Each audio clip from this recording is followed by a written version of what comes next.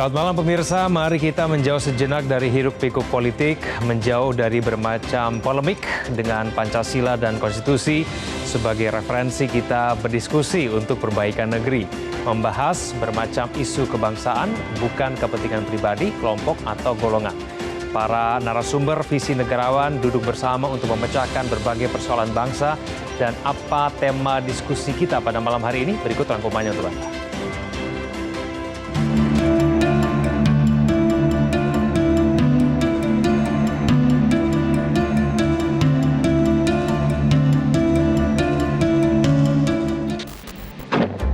Setiap mendekati momentum peringatan kemerdekaan, isu sosial dan politik selalu menjadi tema perbincangan. Nasionalisme, patriotisme, persatuan dan kesatuan, hingga kedaulatan. Namun isu perekonomian kerap luput dari perhatian. Setelah proklamasi, tugas besar para bapak bangsa adalah melakukan transisi cabang produksi dan struktur ekonomi.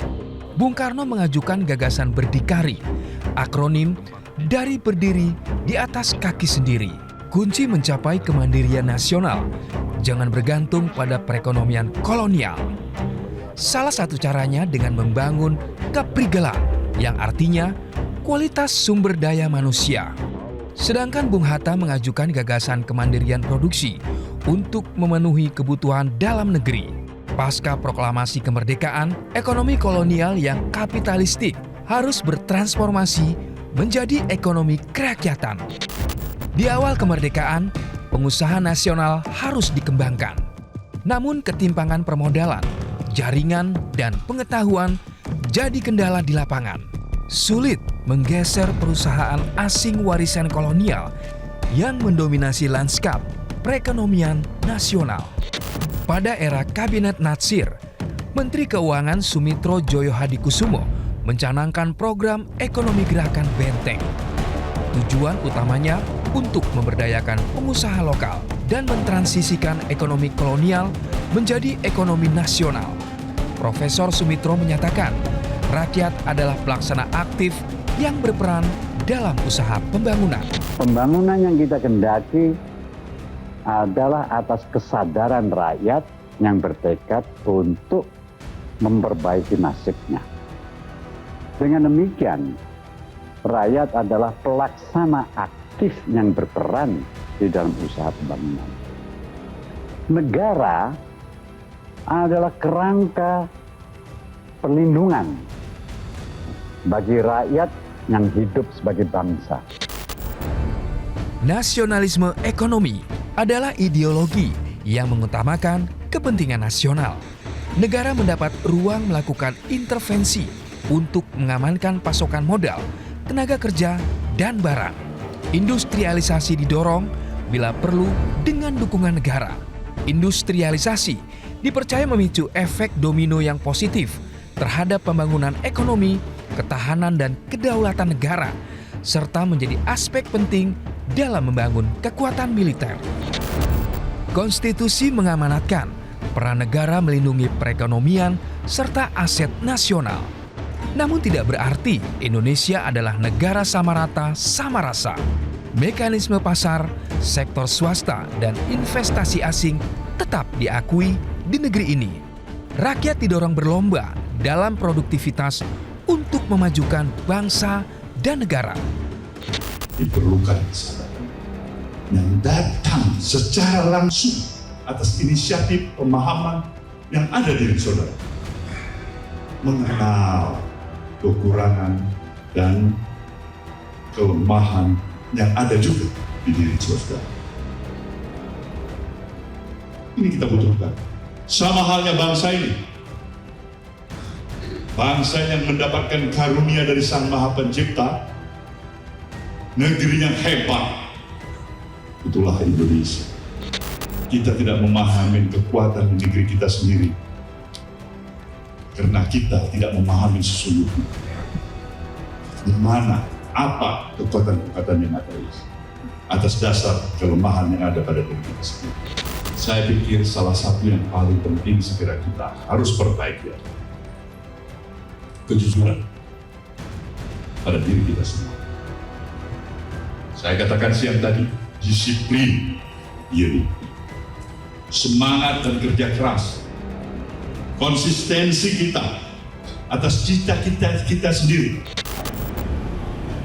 Wakil Presiden ke-10 dan 12 Yusuf Kala menyatakan, ketimpangan ekonomi kerap memicu konflik dan pemberontakan. Sehingga nasionalisme ekonomi merupakan bagian dari doktrin pertahanan dan keamanan untuk mencegah perpecahan. Caranya melalui kesetaraan kesempatan berusaha.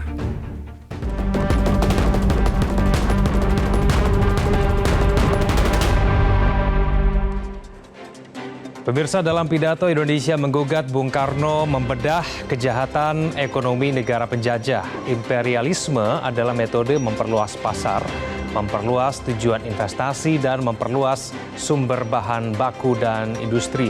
Bung Karno mengingatkan imperialisme modern adalah politik memasukkan modal untuk pembangunan yang hasilnya digunakan untuk mengeduk kekayaan hingga Indonesia menjadi negeri yang tiada sumsum lagi. Saat awal Republik berdiri, semangat nasionalisme melatari kebijakan ekonomi, perusahaan asing dinasionalisasi, dan perusahaan dalam negeri difasilitasi.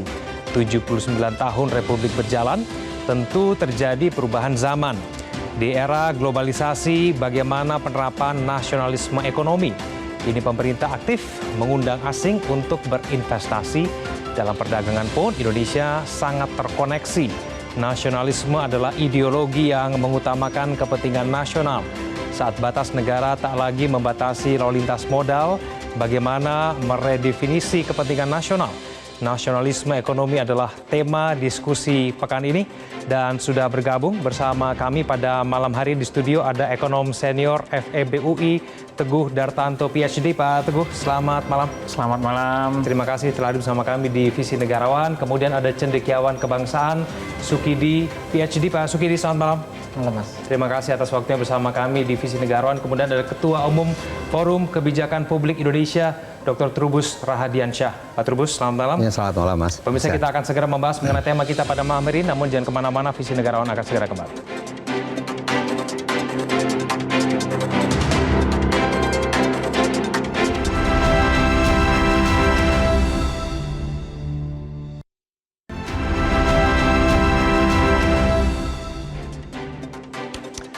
Kembali bersama kami di Visi Negarawan. Pemirsa, sebelum kita membahas mengenai tema kita pada hari ini, kita akan tampilkan polling kita yang pertama berikut ini. Dengan pertanyaan, apakah perekonomian Indonesia sudah sesuai dengan konstitusi? Sebanyak 70% ini menyatakan belum. Saya ke Pak Sukidi dulu. Pak Sukidi, menurut Anda apakah ekonomi Indonesia sudah sesuai dengan konstitusi? Karena sebanyak 70% mengatakan belum. Pak Sukidi, bagaimana menurut Anda? Saya tidak melihat bahwa ekonomi kita berjalan sesuai dengan amanah para pendiri Republik dan sekaligus spirit konstitusi itu sendiri. Pertama, bahwa dua pendiri dan proklamator Republik Indonesia, Bung Karno dan Bung Hatta, memiliki satu cita-cita bersama, yaitu adalah bagaimana perekonomian itu bermuara pada satu kemakmuran, pada kesejahteraan bersama. Ya. Tetapi setelah hampir 79 tahun Indonesia merdeka, ekonomi kita ditandai dengan ketidakadilan. The economy of injustice itu sendiri. Terutama ketidakadilan kepada jutaan rakyat miskin dan sekaligus ketidakadilan pada kelas menengah yang jumlahnya cukup besar, yang selama ini tidak memperoleh kebijakan yang pro kelas menengah dari pemerintah itu sendiri. Itu pertama. Yang kedua adalah bahwa pemerintah juga tidak mengembangkan ekonomi sesuai amanah Bung Hatta itu sendiri. Bung Hatta itu adalah arsitek utama Undang-Undang Dasar di bidang ekonomi, terutama pasal 33. Ya.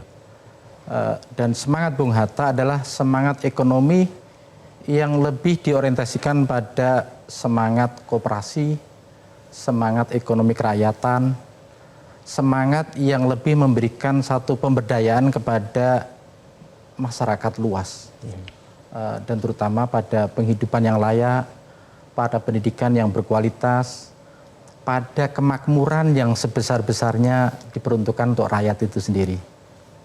Hampir 79 tahun kita merdeka, Ya. justru tujuan ekonomi kita tidak bergerak ke arah sesuai semangat konstitusi dan sesuai semangat para pendiri bangsa itu sendiri. Ekonomi kita justru ditandai dengan ketimpangan, Ya. ketimpangan tidak hanya dari segi pendapatan, tapi juga ketimpangan dari aspek kekayaan, ketimpangan dari aspek pendidikan, dan ketimpangan juga dari aspek income itu sendiri. Lebih parah lagi adalah bahwa ketimpangan ini sebenarnya menjadi alarm besar terhadap keberlangsungan Republik ini. Karena apa?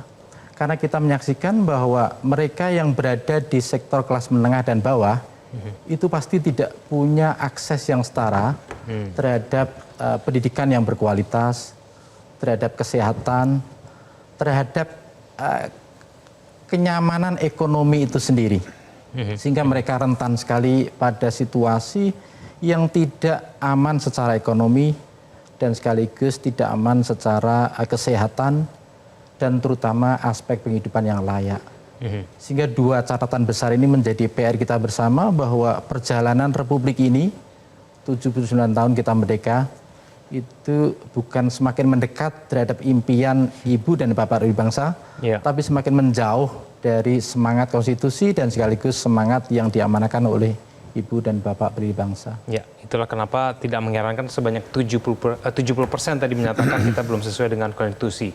Kita akan tampilkan berikut polling kita yang berikutnya dengan pertanyaan kepentingan nasional di bidang ekonomi adalah melindungi usaha kecil. Nah, ini kita lihat sebanyak 67% mengatakan melindungi usaha kecil adalah kepentingan nasional. Yang ini sangat penting. Pak Teguh, tanggapan Anda bagaimana? Ya, memang ini kan sama lah, artinya bahwa fungsi negara atau fungsi pemerintahan itu kan bagaimana melindungi yang lemah.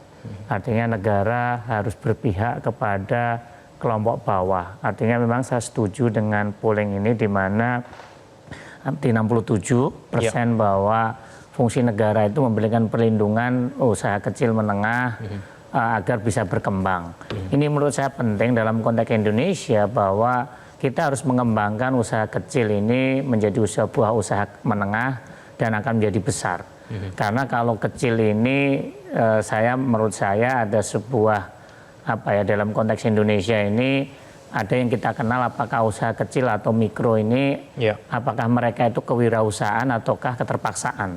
Ini yang harus kita lihat sehingga kita harus mendorong bahwa usaha kecil ini memang sebuah kewirausahaan untuk menjadi besar, menengah menjadi besar sehingga bisa menciptakan kue ekonomi yang lebih besar. Sehingga dengan terciptanya kue ekonomi yang lebih besar, usaha kecil ini bisa membesar, bisa menyediakan lapangan pekerjaan yang lebih baik atau lebih banyak kepada masyarakat kita. Menurut saya kalau kita punya strategi yang jelas bahwa negara ini punya strategi yang clear bagaimana menciptakan usaha-usaha kecil, mikro, menengah ini untuk naik kelas. Ini yang menurut saya menjadi sebuah strategi penting bahwa kita harus mendorong strategi usaha kecil ini bisa naik kelas menjadi menengah, kecil dan menengah dan menjadi besar dan bisa memperbesar kue ekonomi yang pada akhirnya kita bisa menjadi sejahtera bersama-sama.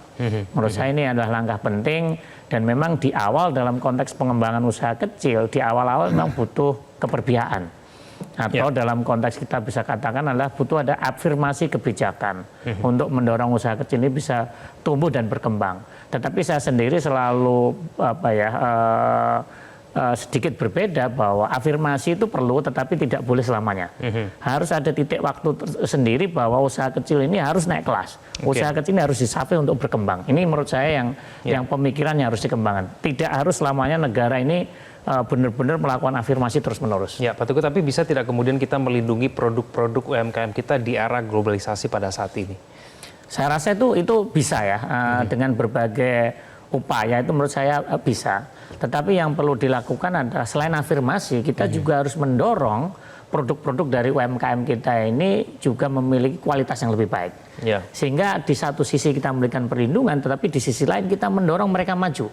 Sehingga semakin lama mereka bisa berkompetisi dengan para pemain global. Hal ini dilakukan oleh pemerintah Cina. Di mana di awal-awal memulai industrialisasinya, Cina itu melakukan proteksi besar-besaran terhadap industrinya, bagaimana produk-produknya ini bisa diserap di pasar domestik. Tetapi di satu titik mereka harus memaksa mereka untuk mereka lebih produktif, mereka lebih meningkatkan kualitas dari produk-produknya, dan mereka memaksa mereka harus go internasional.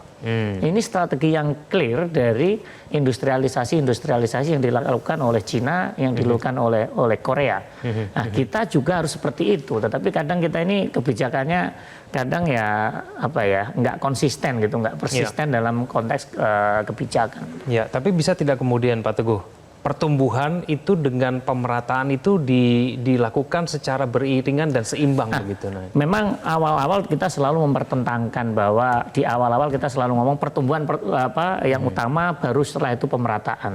Karena kita pengen memperbesar kuenya, setelah itu kuenya besar bisa dibagi lebih banyak. Tetapi dalam konteks saat ini, dunia yang berubah, ini tidak perlu dipertentangkan. Sehingga kita harus menyelaraskan antara pertumbuhan dan pemerataan. Dalam konsep sekarang ini yang kita sebut namanya pertumbuhan ekonomi yang inklusif. Artinya pertumbuhan ekonomi yang bisa menurunkan kemiskinan, tetapi pada saat bersamaan juga menurunkan ketimpangan. Ini memang sebuah konsep yang seolah-olah di awang-awang atau indah diucapkan, sulit dilakukan. Tetapi saya yakin bukan seperti itu, bahwa kita bisa, dan kita pernah punya pengalaman memiliki pertumbuhan inklusif, pertumbuhan yang kita tumbuh tetapi sekaligus terjadi pemerataan. Oke, Pak Trubus mungkin sekalian menanggapi, tapi kita tampilkan dulu mengenai polling kita yang berikutnya. Anda setuju kebijakan diskriminatif yang berpihak pada usaha kecil? Nah, ini kita tampilkan berikut ini. Sebanyak 54% ini menyatakan setuju, kemudian 46% menyatakan tidak. Pak Trubus? Iya, saya melihat kalau lihat yang setuju 54% berarti kan masih banyak yang setuju bahwa pemerintah harus melakukan langkah-langkah kebijakan yang diskriminatif dalam rangka untuk istilahnya pembelaan kepada masyarakat kecil lah ya, pengusaha-pengusaha kecil. Nah, tentu ini persoalannya, tantangannya cukup berat karena belum ada juga misalnya terkait dengan koperasi misalnya. Kita sampai hari ini tidak ada undang-undang koperasi yang model yang aktual lah artinya, karena yang ada tahun 1992, kemudian tahun 2004 sempat di judicial review oleh MK. Kemudian kita sampai hari ini belum ada undang-undang yang terkait dengan koperasi ini misalnya. Jadi sehingga kebijakan yang terkait dengan koperasi sampai hari ini kita arahnya semakin tidak jelas gitu. Itu yang menurut saya memang maka timbul ada yang ketidaksetuju itu gitu. Karena apa? Karena memang tantangannya cukup berat. Yang kedua, saya melihat bahwa selama ini banyak sekali kebijakan yang dikeluarkan oleh pemerintah memang kadang-kadang kurang berpihak kepada bawah. Misalnya belakangan yang rantai munculnya PP 28 gitu ya, terkait larangan terhadap jual rokok eceran misalnya, itu kan sempat menimbulkan masalah. Kemudian juga cukai terhadap pangan olahan, kemudian juga terhadap deterjen, terhadap hal-hal yang berbau masyarakat kecil ini semuanya akhirnya mengarah. Kemudian ada kebijakan rencana terkait dengan asuransi terhadap kendaraan bermotor misalnya gitu. Itu kan menyentuh ke masyarakat kecil karena kebanyakan pemiliknya itu roda 2 kan gitu, yang cc-nya cuma 100 lagi kan gitu ya. Ini kemudian pemerintah belum mengalihkan. Kemudian ada lagi kebijakan yang kemudian terlihat mempengaruhi juga gitu, misalnya kita banyak ada kontainer yang karena impor ya, itu di pelabuhan-pelabuhan itu sampai tertahan lama.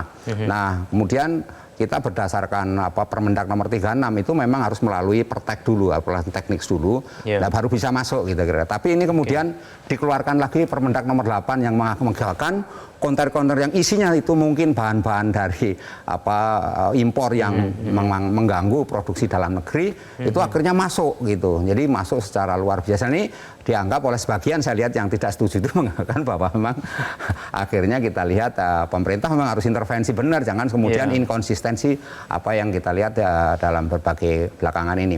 Yang ketiga memang selama ini ego sektoral antar kementerian lembaga dan kemudian antar pemerintah pusat dan daerah dalam bagaimana menumbuhkan perekonomian di tingkat bawah itu memang masih seringkali ya istilahnya di bawah itu babak belur gitu, artinya babak belur itu tidak diberikan ruang yang besar mereka untuk tumbuh, untuk kompetitif gitu ya. Sementara kalau kita potret di negara-negara lain, UMKM misalnya di Singapura diberikan ruang yang begitu besar, mereka ada digitalisasi ya, meskipun kita juga mencoba ini, ada program mengenai digitalisasi, ada pemberdayaan, ada juga mengenai kolaborasi yang sedang dilakukan.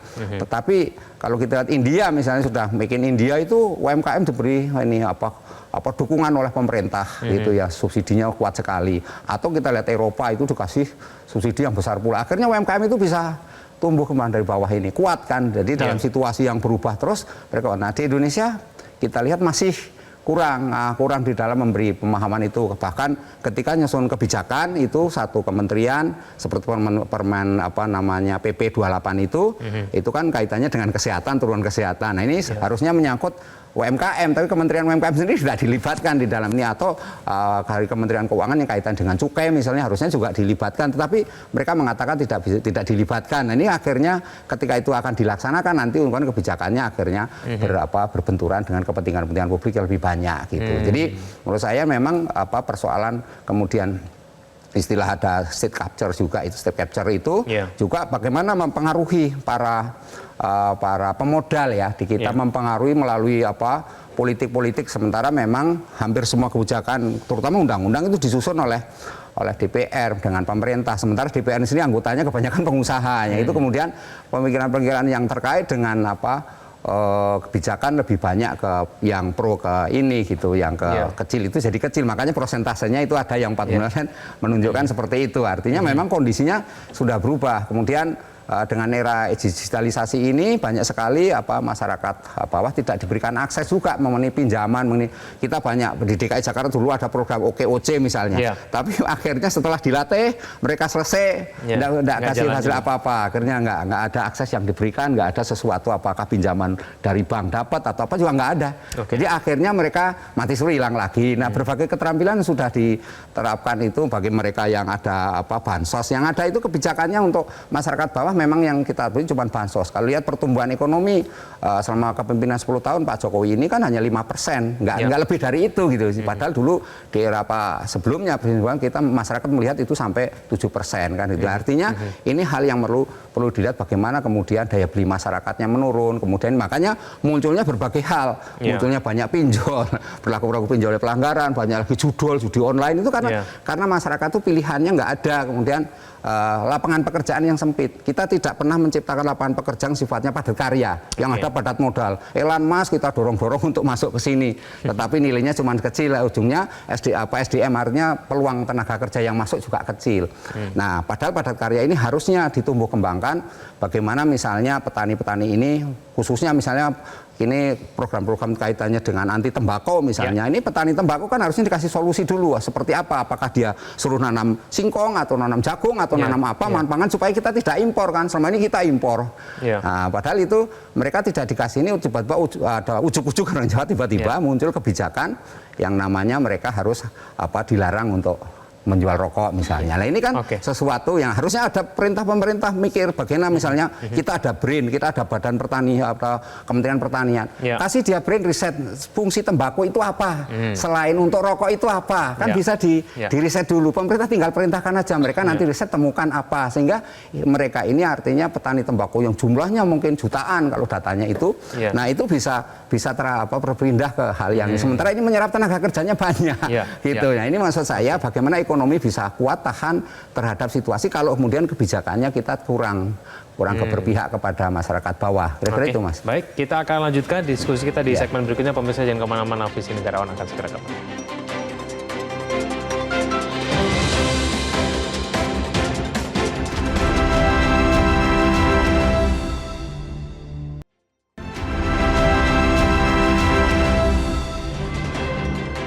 Iya.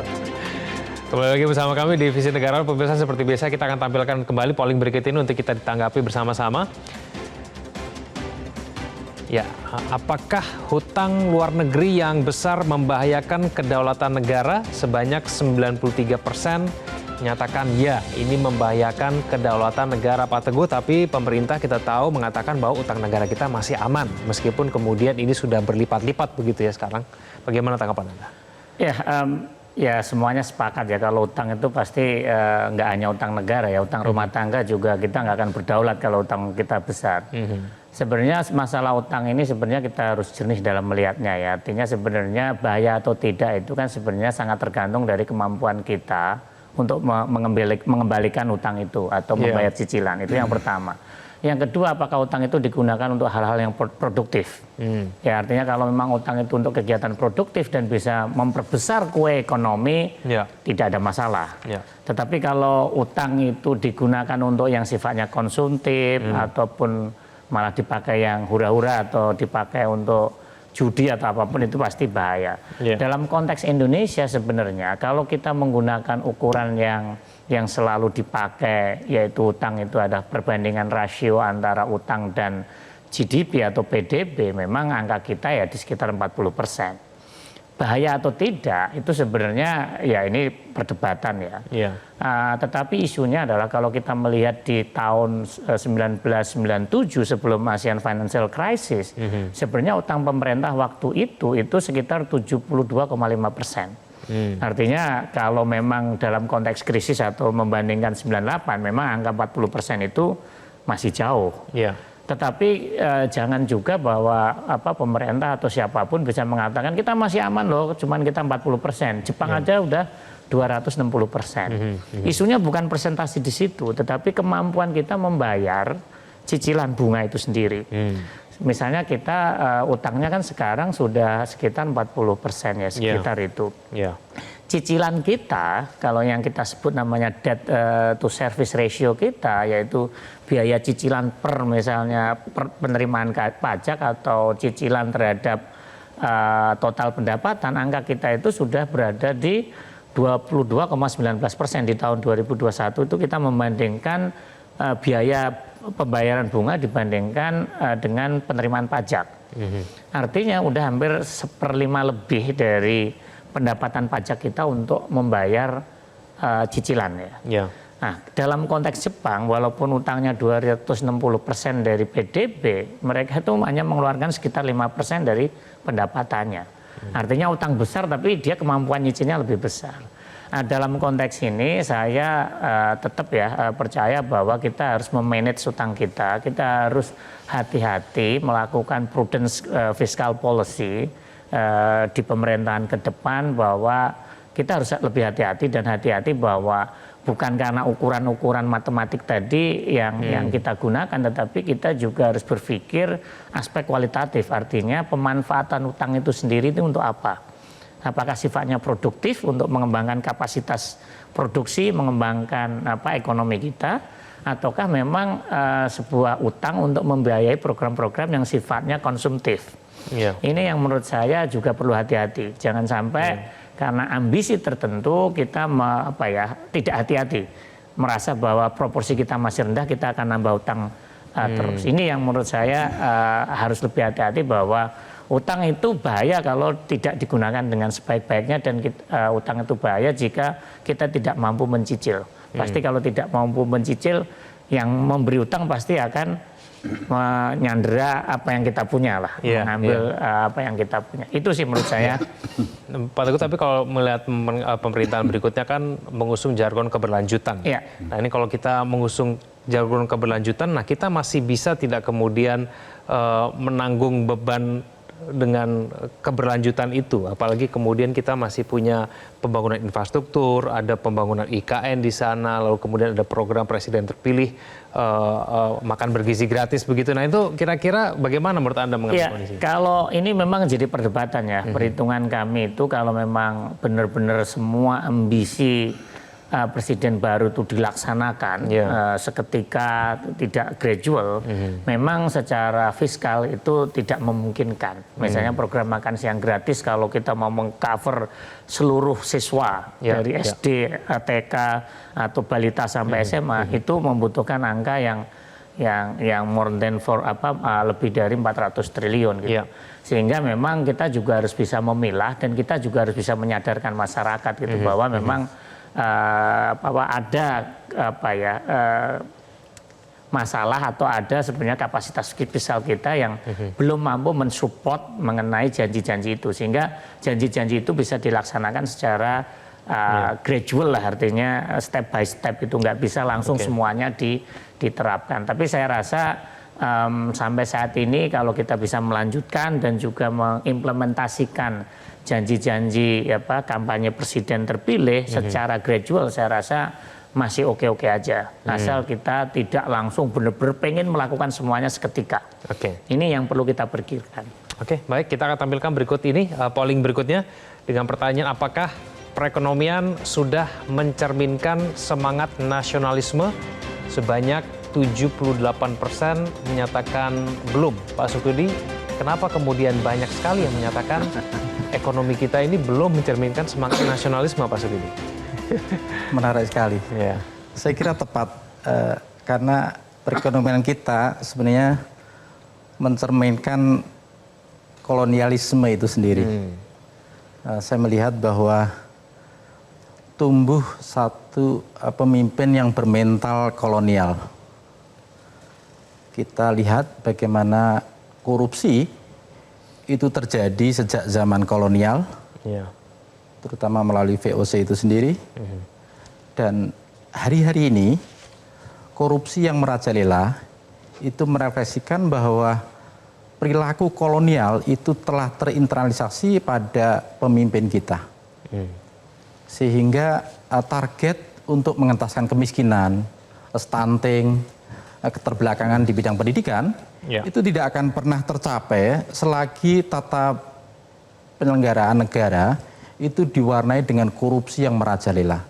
Dan korupsi yang merajalela itu menunjukkan bahwa mentalitas kolonial itu terwariskan dan terinternalisasi pada para penyelenggara negara. Itu pertama. Yang kedua, penguasa dengan mental kolonial itu juga terbukti pada ketidakseriusan mereka untuk mengentaskan kemiskinan. Sehingga hampir 10 tahun terakhir ini kemiskinan tutup tinggi, dan kelas menengah yang rentan untuk jatuh miskin, tetapi susah untuk naik kelas menjadi kelas kaya, cukup besar. Dan hari-hari ini kita menyaksikan kelas menengah yang begitu rentan sekali karena kebijakan ekonomi yang tidak menunjukkan keberpihakan pada kelas menengah. Ini menunjukkan bahwa sebenarnya pada segmen kelas menengah dan kelas miskin ini saya tidak melihat ada satu ikhtiar yang serius untuk mengentaskan mereka dari ketertinggalan secara ekonomi dan dari kemiskinan itu sendiri. Jangan-jangan kita patut bersikap kritis bahwa mereka ini satu kelompok yang dibiarkan untuk tertinggal karena untuk kepentingan elektoral itu sendiri. Mudah untuk mengendalikan mereka dengan bansos, dengan bantuan-bantuan yang bersifat karikatural, tapi sebenarnya tidak mengentaskan mereka dari keterbelakangan dan kemiskinan. Dan buat saya itu adalah praktek kekuasaan yang kolonial itu sendiri. Tidak ada ikhtiar dan keberpihakan yang serius untuk mengentaskan mereka dari penjara kemiskinan dan penjara keterbelakangan. Pak Sukidi, karena kemudian kemiskinan itu seakan-akan kemudian dibiarkan begitu seperti Pak Sukidi, kita akan cermati dulu mengenai polling kita yang berikut ini dengan pertanyaan, apakah kemudian ketimpangan ekonomi ini membahayakan persatuan dan kesatuan? Nah ini karena ada kemiskinan itu tadi, akhirnya kemudian membuat ketimpangan ekonomi yang begitu jauh, begitu lebar, sehingga kemudian 95% menyatakan iya. Nah, ini mantan Wakil Presiden Yusuf Kala pernah mengatakan akar sebagian besar konflik di Indonesia adalah ketimpangan ekonomi, ketidakpuasan, akhirnya melahirkan pemberontakan. Nah, contoh lain pada tahun 1969, Perdana Menteri Malaysia Tun Hussein Onn meminta bantuan Indonesia untuk mengatasi ketimpangan ekonomi. Pak Harto lalu mengutus Profesor Sumitro untuk membantu merumuskan kebijakan pro Bumi Putra untuk meredam gejolak sosial. Nah, Pancasila telah menegaskan Indonesia adalah negara berkeadilan sosial untuk seluruh rakyat. Namun bagaimana prakteknya selama ini? Nah, Pak Trubus mungkin mau komentar ini, kira-kira prakteknya seperti apa pada saat ini menurut Anda? Iya, kalau saya lihat memang prakteknya masih jauh dari yang diharapkan ya, dalam arti bahwa bagaimana masyarakat bawah terutama akar grassroots itu mendapatkan rasa perlindungan. Karena itu kemudian kalau kita lihat di masyarakat itu kalau ketimpangannya terlalu besar itu memang yang bawah ini lama-lama mengkristal gitu. Mereka tumbuh solidaritas gitu ya, solidaritas, dan lama-lama kalau secara teori sosiologi itu jadi menjadi movement, gerakan untuk istilahnya melawan, istilah bahasanya itu disiden, membangkang kepada yang namanya negara.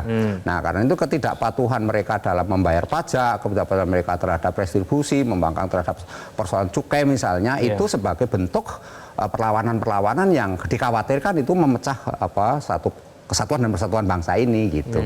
Yang kedua adalah bahwa selama ini memang ketimpangan itu lebih disebabkan oleh faktor kebijakan pemerintah sendiri yang seringkali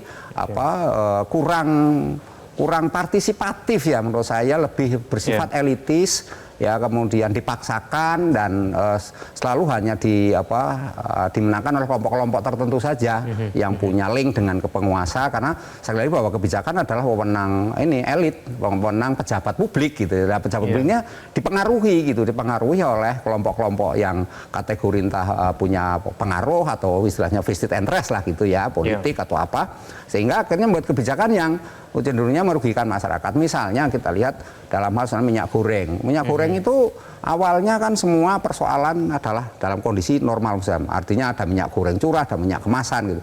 Tapi kemudian minyak kemasan ini dibuat langka gitu. Kalau kebijakan pemerintah yang kemudian memang langka di pasaran, nggak ada, karena ada yang, tetapi ada kelompok-kelompok tertentu yang karena kepentingan politik bisa istilahnya mengambil itu begitu banyak, kemudian diberikan kepada masyarakat bisa dengan harga yang cukup murah. Nah, sehingga yang terjadi minyak goreng itu yang harusnya menjadi milik publik, akhirnya yang terjadi makin hari makin mahal, harganya tidak terkendali, terus minyak curah yang awalnya itu hanya minyak untuk gorengan-gorengan yang kelas inilah, minyak gorengan, jualan penggorengan itu ya, nasi goreng lah gitu ya.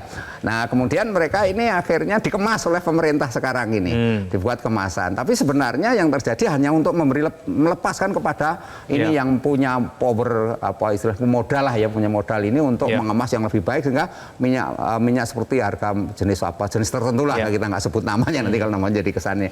Itu yang terjadi akhirnya nggak kebeli oleh masyarakat bawah. Nah, yang minyak yang berkualitas. Nah, ini contoh betapa akhirnya ketimpangan ini menyebabkan masyarakat merasa kecewa gitu. Yang kedua, kemudian kita lihat bagaimana kemudian masyarakat bawah ini ya akhirnya terhadap persoalan pupuk misalnya ya, kita lihat pupuk selama ini sangat sulit didapatkan gitu, harganya mahal, tidak terjangkau, sementara begitu panen, harga panen beras atau panen padi itu harganya murah dan dikuasai oleh tengkulak-tengkulak ataupun modal-modal, sehingga akhirnya masyarakat yang kategori petani ini nah keluarlah misalnya kebijakan food estate. Kebijakan food estate ternyata juga belum bisa mengharapkan ya, akhirnya itu menjadi sehingga ketimpangan ini menurut saya memang pada akhirnya bermuara kepada ketidakpuasan, kekecewaan, konflik yang dikatakan sama Pak Yusuf Kalla ini jadi hal yang benar gitu ya. Artinya apa? Memang sumber persoalannya adalah tuntutan publik yang tidak pernah diakomodir, ataupun diakomodir hanya sebagian, hanya kepentingan yang sifatnya menguntungkan bagi elit itu. Karena sekali lagi dikatakan Pak Muhyidi adalah bahwa ada kepentingan politik yang kemudian entah itu kaitannya dengan Cakada atau kaitannya dengan Pilpres gitu.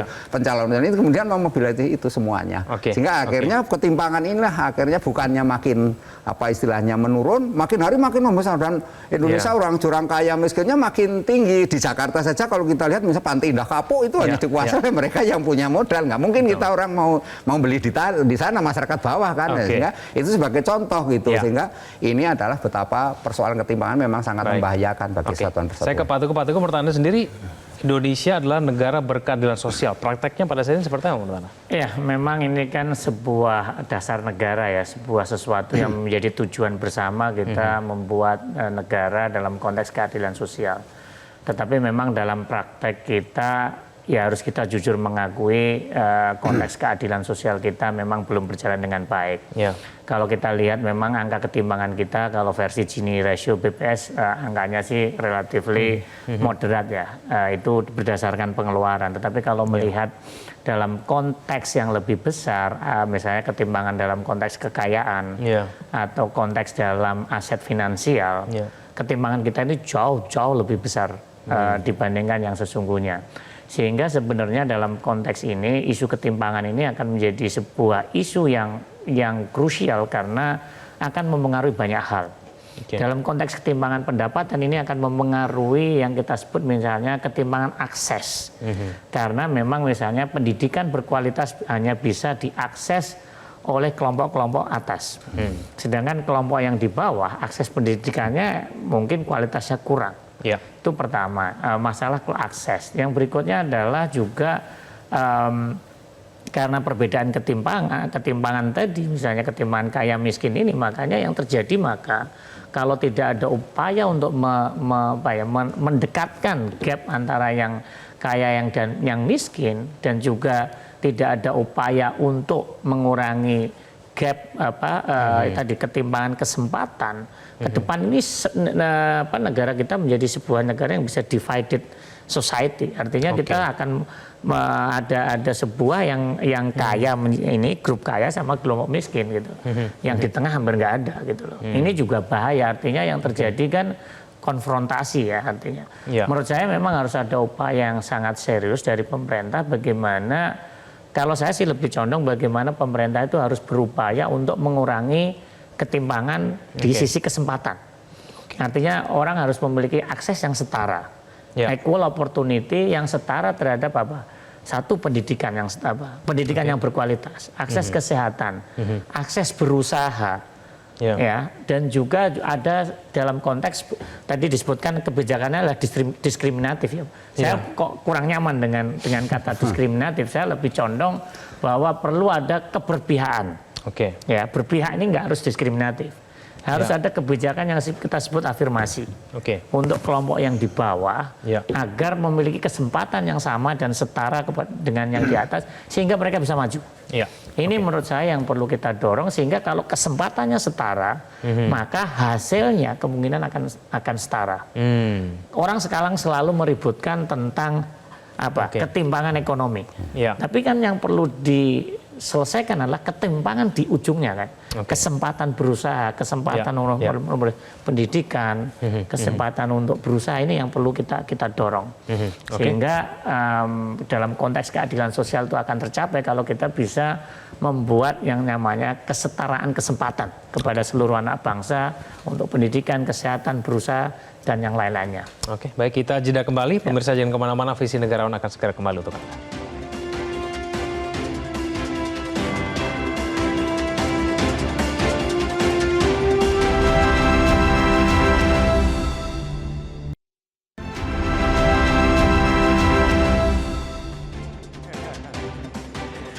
Ya, pemirsa kita sudah sampai di segmen terakhir Visi Negarawan. Masing-masing narasumber saya berikan kesempatan untuk memberikan closing statement. Singkat saja mungkin Pak Trubus, bagaimana kemudian cara kita untuk mencapai kemandirian ekonomi itu? Sekalian closing statement pada tema kita pada hari ini. Silakan. Iya, menurut saya yang paling penting adalah bagaimana pertama membuat kebijakan regulasi yang betul-betul memperhatikan kepentingan publik masyarakat bawah.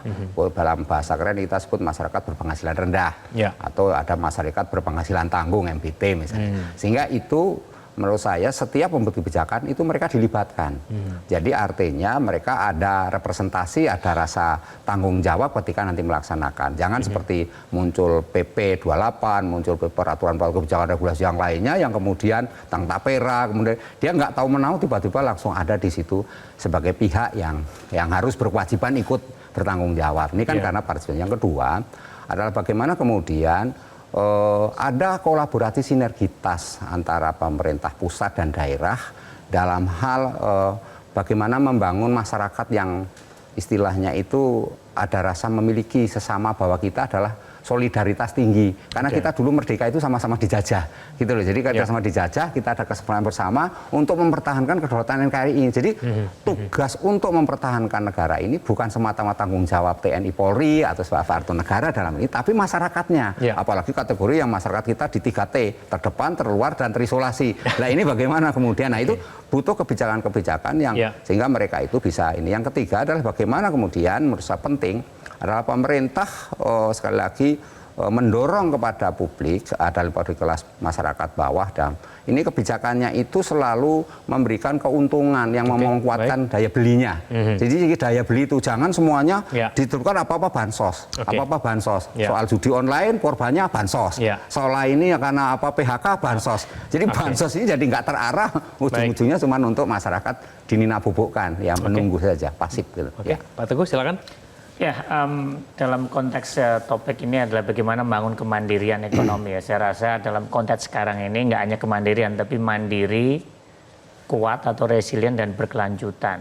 Dalam konteks ini memang membutuhkan sebuah visi, misi, dan aksi nyata di mana kita punya visi jangka panjang, bagaimana kita membangun perekonomian nasional yang kuat, bagaimana kita menumbuhkan kelas menengah yang kuat, bagaimana kita menumbuhkan tadi pengusaha kecil, usaha kecil, menengah, mikro, menengah itu bisa berkembang dengan baik, dengan memberikan kebijakan afirmasi di awal, tetapi kita juga mendorong mereka bisa naik kelas, memiliki produk yang berkualitas dan bisa go internasional. Tetapi yang diperlukan adalah memang kebijakan yang konsisten dan persisten dari pemerintah. Pak Sukidi. Silakan. Kemandirian ekonomi ditempuh dengan pertama adalah tumbuhkan spirit kewirausahaan di kalangan rakyat. Dan itu butuh satu visi tentang agama yang memberikan korelasi langsung terhadap etos kerja yang tinggi, disiplin, kejujuran, dan orientasi pada kemajuan itu sendiri. Agama harus didorong untuk menjadi penopang utama dalam proses kewirausahaan itu sendiri. Itu pertama. Yang kedua adalah kemandirian ekonomi itu hanya bisa ditempuh antara lain melalui pendidikan yang berkualitas. Karena itu tugas pemerintah untuk memperbaiki infrastruktur pendidikan, perbaiki kualitas kesejahteraan guru, perbaiki sistem pembelajaran, dan terutama dirikan the center of excellence di kantong-kantong kemiskinan agar mereka memperoleh pelayanan terbaik di bidang pendidikan. Hanya dengan cara itu mereka bisa berkompetisi untuk meraih masa depan yang gemilang. Ketiga adalah hentikan tradisi korupsi itu sendiri. Karena korupsi itulah yang menghambat ekonomi kita untuk maju, yang merobohkan kemandirian ekonomi kita. Korupsi adalah eksploitasi di kalangan penyelenggara negara terhadap nasib rakyat miskin itu sendiri. Karena itu enough is enough, cukup. Hentikan korupsi, fokus pada kesejahteraan rakyat, pada pendidikan dan penghidupan yang layak itu sendiri. Oke, semoga diskusi kita didengarkan oleh pihak-pihak terkait dan memberikan manfaat bagi orang banyak. Pak Sukidi, Pak Teguh, dan juga Pak Trubus, terima kasih sudah bergabung sama kami di Visi Negarawan. Pemirsa, melalui pidato berjudul Indonesia Menggugat pada 1930, Bung Karno mengkritik berbagai aturan pemerintah kolonial yang menguntungkan imperialisme modern. Bung Karno menyebut imperialisme modern adalah kejahatan karena menjadikan bumi putra di Hindia Belanda sebagai bangsa kaum buruh. Senada, Bung Hatta pada tahun 1924 juga menulis mengenai posisi Indonesia yang menjadi ladang penghisapan pemerintah kolonial. Ernest Renan mengatakan nasionalisme adalah keinginan besar untuk mewujudkan persatuan dalam bernegara. Menurut Profesor Sumitro Joyo Hadikusumo, pertumbuhan saja tidak cukup. Pembangunan ekonomi juga harus seimbang dengan pemerataan. Saya Kevin Regan, terima kasih atas perhatian Anda. Sampai jumpa.